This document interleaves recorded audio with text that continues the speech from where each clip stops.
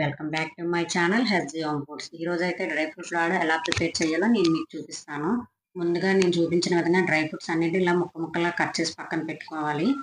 Cut చేసి పెట్టుకున్న dry ఫ్రూట్స్ని పొయ్యి మీద ఒక పెనం పెట్టుకొని అందులో నెయ్యి వేసుకొని ముందుగా బాదం పప్పు వేసి వేయించుకోవాలండి.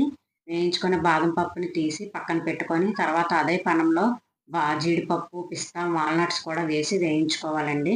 వాటిని కూడా వేయించుకొని తీసి ప్లేట్లో తీసుకున్న తర్వాత షీట్స్ కూడా వేయించుకొని పక్కన పెట్టుకోవాలి.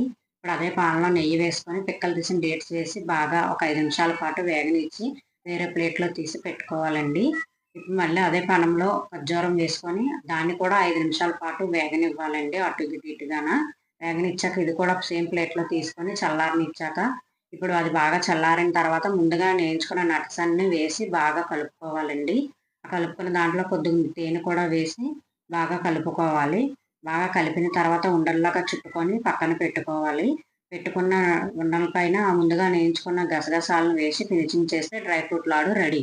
ఈ విధమైన కస్టమైజ్ ఆర్డర్స్ మీకు కావాలనుకుంటే మా నెంబర్ డిస్క్రిప్షన్లో ఇస్తాం. వాచెస్ చేయండి.